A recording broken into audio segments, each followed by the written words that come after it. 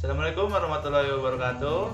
Perkenalkan, nama saya Alif Pujanto dengan NIM 51904111036. Saya dari Prodi Informatika Universitas Teknologi Yogyakarta. Jadi di sini saya akan membahas materi tentang pencarian pada artificial intelligence dengan dosen pengajar yaitu Bapak Yoga Sahria, Eskom, Mkom. Oke, langsung aja ke videonya. Baiklah, kita lanjutkan ke pembahasannya. Di sini yang akan kita bahas yaitu metode pencarian pada artificial intelligence. Metode pencarian atau pelacakan atau disebut dengan search method pada artificial intelligence pada saat menentukan suatu keberhasilan pada sistem kecerdasan, yaitu melalui kesuksesan pencarian dan pencocokan. Oke, jadi di sini terdapat dua teknik pencarian atau pelacakan yang dipakai, yaitu pencarian buta atau blind search dan pencarian terbimbing atau heuristic search. Di sini ada dua teknik yang dipakai, tetapi pada video ini saya hanya akan menggunakan salah satunya saja, yaitu teknik pencarian buta atau blind search. Pembahasan berikutnya, pencarian buta atau disebut dengan blind search. Di dalam pencarian ini itu terdapat dua metode yang digunakan. Yang pertama adalah metode pencarian melebar pertama atau breadth first search, dan metode pencarian mendalam pertama atau deep first search. Di sini ada dua metode nih yang akan kita gunakan. Tetapi pada video kali ini saya hanya akan menggunakan salah satu, yaitu breadth first search. Terus bagaimana metode tersebut digunakan?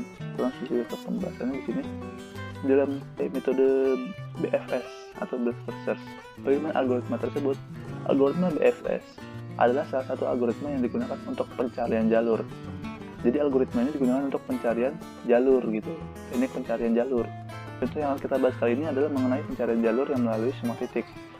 Algoritma ini adalah salah satu algoritma pencarian jalur sederhana, di mana pencarian dimulai dari titik awal, kemudian dilanjutkan ke semua cabang titik tersebut secara terurut. Jadi, jika tujuan belum ditemukan, maka perhitungan akan diulang lagi ke masing-masing titik cabang dari masing-masing titik sampai titik tujuan tersebut ditemukan. Bagaimana pembahasan dari algoritma BFS ini? Ini adalah algoritma BFS. Nah, di sini ada contoh simpul atau node pada BFS. Di sini ada level 1, level 2, level 3. Di sini ada nodenya 15, 8, 20, 2, 10, dan 25. Dan bagaimana algoritma BFS ini bekerja pada gambar ini? Kita lihat ke slide sebelumnya. Di sini, dia pencarian sederhana, di mana pencarian dimulai dari titik awal, kemudian dilanjutkan ke semua cabang titik tersebut secara terurut.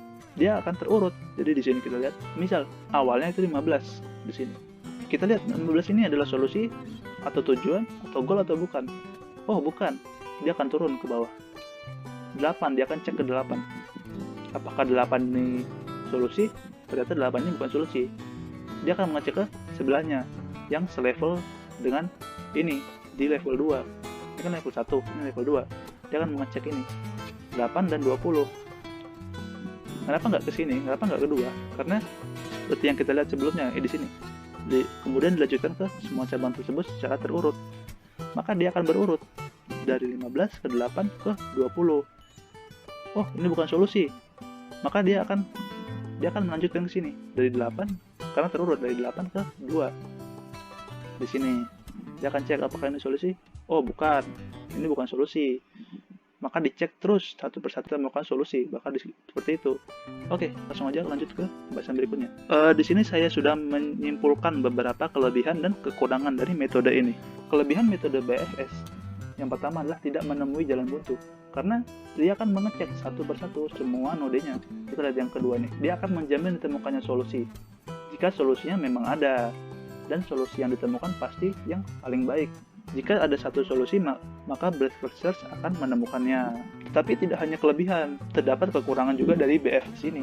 Di sini kekurangan dari BFS itu yaitu membutuhkan memori yang cukup banyak. Karena dia akan mengecek satu persatu secara terurut, itu akan membutuhkan memori yang cukup banyak. Yang kedua, membutuhkan waktu yang cukup lama. Oke, langsung ke pembahasan yang berikutnya. Cara kerja algoritma BFS. Untuk memperjelasnya, di sini ada beberapa cara kerja BFS. Oke, jadi yang pertama itu memasukkan simpul ujung akar ke dalam antrian. Ambil simpul awal dari antrian, kemudian dicek apakah simpul merupakan solusi. Jika simpul merupakan solusi, pencarian selesai dan hasil dikembalikan. Nah, gitu. Jika simpul bukan solusi, maka seluruh simpul yang bertetangga dengan simpul tersebut atau simpul anak masukkan ke dalam antrian. Gitu. Jika antrian kosong dan setiap simpul dicek, pencarian selesai dan mengembalikan hasil solusi tidak ditemukan. Ulangi pencarian dari langkah kedua. Oke, kita lanjutkan ke contoh kasusnya di sini. Jika saya dari lokasi rumah ingin pergi berbelanja ke Mr. Snack Samarinda, jalan tercepatnya saya harus lalui yaitu, misalnya ini rumah, nah ini Mr. Samarinda. Bagaimana cara kita ke Mr. Snack ini melalui jalur yang paling baik? Nah, bagaimana cara kita melalui ini? Kita akan lanjutkan ke pembahasannya. Nah, di sini, ini adalah skema yang saya buat. Nih, misal A ini adalah rumah kita, sedangkan Mr. Snack Samarinda atau tujuan kita adalah di G. Nah, di sini di G ini, nah bagaimana cara tercepat melalui jalur tersebut? Kita akan menggunakan metode BFF. Kita lihat dari pembahasannya tadi. Di sini, masukkan simpul ujung akar ke dalam antrian. Ambil simpul dari awal antrian lalu cek apakah simpul merupakan solusi. Nah, kita lihat simpul akar atau simpul awal gitu. Nah, di sini terdapat output dan status QW. Apa itu? Status QW adalah antrian dan output adalah hasil yang sudah kita kunjungi. Misal, di sini status QW atau antrian yang pertama adalah awalnya itu A. Nah, kita masukkan di sini. Kita masukkan dalam antrian A. Nah, A ini itu adalah awalnya. Kita cek apakah A ini merupakan solusi. Nah, kita cek apakah A merupakan solusi. Jika simpul bukan solusi, maka seluruh simpul yang bertetangga dengan simpul tersebut, simpul anak masukkan ke dalam antrian. Kita lihat apakah A ini bukan solusi. Ternyata bukan, karena solusinya bukan A, yaitu G. Maka kita hapus. Kenapa dihapus? Karena A ini sudah kita kunjungi, tapi dia bukan tujuan, maka A nya masuk ke dalam output karena sudah dikunjungi. Semua sudah dikunjungi, kita masukkan ke dalam output. Nah, kita lihat apakah A memiliki cabang. Memiliki cabang, yaitu B dan C. Tapi sebelum kita kesini, karena A sudah dikunjungi, kita akan warnai A. Maka di sini kita lihat cabangnya B dan C. Nah, kita lihat B dan C, kita masukkan ke dalam antrian. Karena semua cabang yang ada di belakangnya, simpul yang bertetangga dengan simbol tersebut, simpul anak masukkan ke dalam antrian. Jika dia bukan solusi ya. Nah, kita cek lagi B ini apakah dia solusi atau tujuan kita? Bukan. Jika dia bukan tujuan, kita lihat lagi di sini. Jika bukan solusi, masukkan seluruh simpul yang bertetangga dengan simbol tersebut atau simpul anak ke dalam antrian. Nah, B ini bukan solusi. Kita hapus di sini karena dia bukan solusi. Kita hapus dari antrian, kita masukkan ke dalam outputnya. B kita masukkan ke dalam output. Karena sudah dimasukkan dalam output, kita warnai karena kita tandai karena dia sudah kita kunjungi gitu. Kita langsung ke C nya. C, apakah C merupakan solusi? Bukan. C bukan merupakan solusi karena solusinya itu G. Jika bukan solusi, kita hapus dari antrian dan kita masukkan ke dalam output C. Nah, C ini sudah kita kunjungi gitu, karena dia bukan solusi, kita warnai lagi. Nah, apakah di masing-masing B dan C ini memiliki cabang?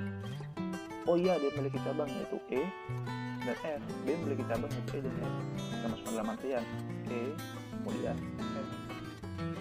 Kita lihat lagi. Karena sudah masukkan antrian, kita cek E. E apakah sebuah solusi? Kita lihat dulu. Ternyata bukan. Solusinya bukan E. Maka E ini kita warnai. Karena sudah dikunjungi ya, kita warnai. Kita hapus dari antrian karena sudah kita kunjungi. Di sini kita masukkan ke dalam output E. Kita masukkan dalam output. Oke. E sudah masuk dalam output. Kita tersisa ada F. Apakah F termasuk sebuah solusi atau tujuan? Bukan. F bukan solusi atau tujuan. Maka F kita hapus. Sederhananya gitu ya. F kita hapus. Kita masukkan E ke dalam inputan.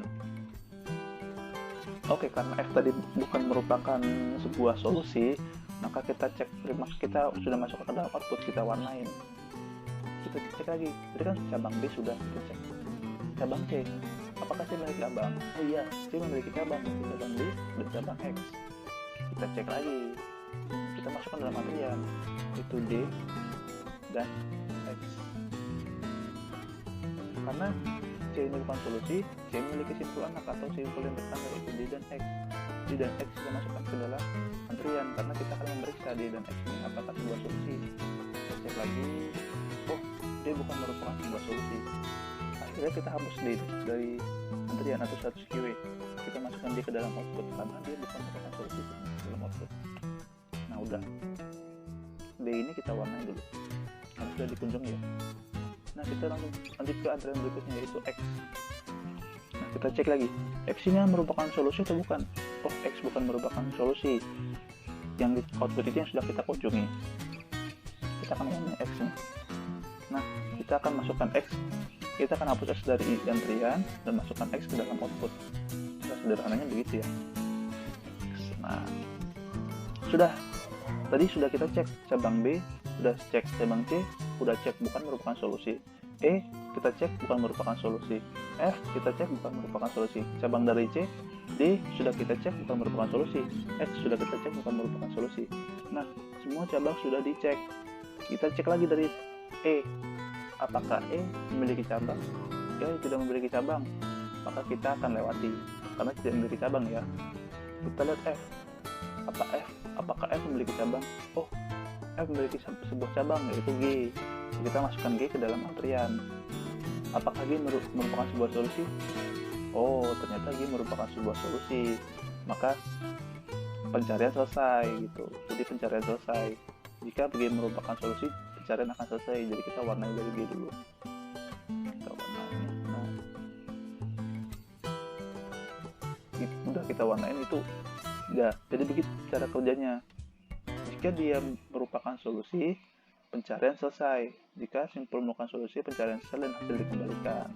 Begitu cara kerja dari teknik BFS ini.